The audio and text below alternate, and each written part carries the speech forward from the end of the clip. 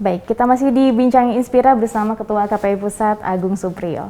Mas Agung, seperti Mas Agung tadi bilang bahwa butuh kerjasama dari beberapa pihak, terutama dari televisi sendiri, stasiun televisi. Nah, sepanjang 2021 ini sudah berapa banyak stasiun televisi yang menyatakan siap untuk ASO? Semua TV bilang ke KPI siap untuk ASO, apalagi kemudian Undang-Undang Cipta Kerja sudah memberikan mandat ya untuk kemudian kita ASO. Jadi kalau ini undang-undang itu kan mengikat semua warga negara. Dalam konteks ini juga mengikat industri penyiaran, yaitu televisi. Dan semua TV bilang kok ke kami bahwa mereka siap ya untuk kemudian digital.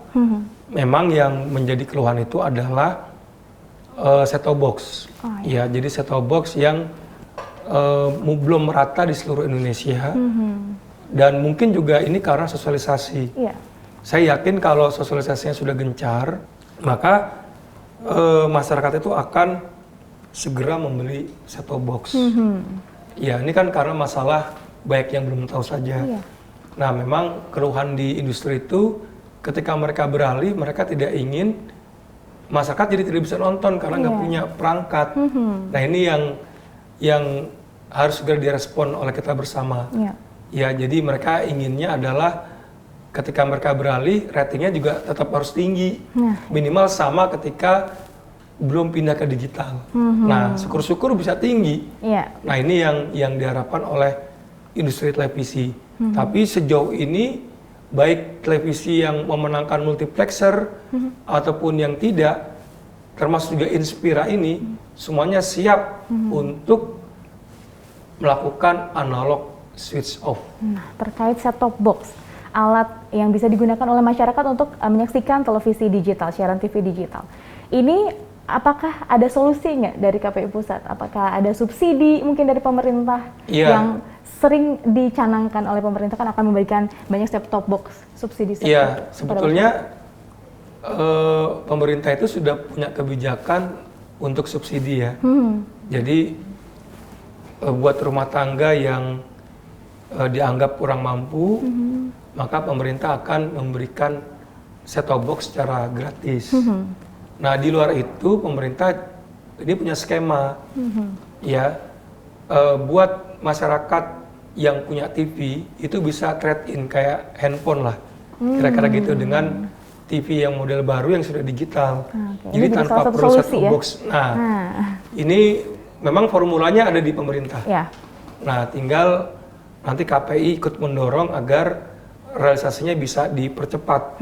Sehingga setelah 2 November 2022, tidak ada lagi rumah tangga yang tidak memiliki set-top box atau tidak memiliki TV digital. Jadi semuanya sudah punya perangkat untuk dapat menangkap siaran digital. Baik, selain set-top box, infrastruktur sendiri seperti apa nih Mas Agung? Yang pertama multiplexer. Jadi kemarin tuh saya ke Bali ya, ke Bali melihat MUX-nya dari Nusantara TV karena NTV itu salah satu pemegang MUX di Bali dan itu luar biasa. Jadi buat NTV yang saya pikir usianya masih sangat muda daripada TV-TV yang sudah existing yang lebih lama berdiri, tapi di usia yang sangat muda itu sudah mampu mendirikan multiplexer yang bagus dengan alat-alat yang saya kira nomor 1 ya. Dan ini luar biasa karena daya jangkaunya itu kalau saya melihat dari uji cobanya itu bisa mencakup hampir 90% wilayah Bali. Jadi luar biasa tuh. Artinya ketika dia memancar, maka 90% area di Bali itu akan tercover. Nah, syukur-syukur kalau sudah di-upgrade bisa 100% tuh. Jadi ketika ini muncul, ya pemancarnya tuh di Buleleng tuh, tinggi banget memang. Di Buleleng ya kalau saya tidak salah ya. Jadi memang di atas puncak dikasih tower lagi dan itu memang bisa, waduh, ya saya sih berharap ya dengan adanya perpindahan ini maka masyarakat di Indonesia tidak bisa melihat televisi hanya karena alasan sinyalnya buruk atau antena tidak dapat menangkap siaran. Jadi sekarang inilah dimungkinkan agar semua masyarakat dapat menikmati siaran televisi digital. Nah, tapi masalahnya Mas Agung, masih ada beberapa daerah yang masih blank spot nih.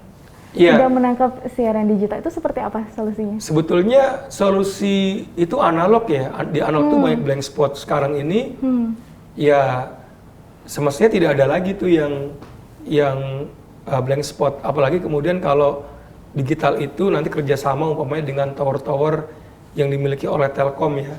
Jadi ada repeater di mana-mana, itu kemungkinan daerah-daerah blank spot bisa terjangkau.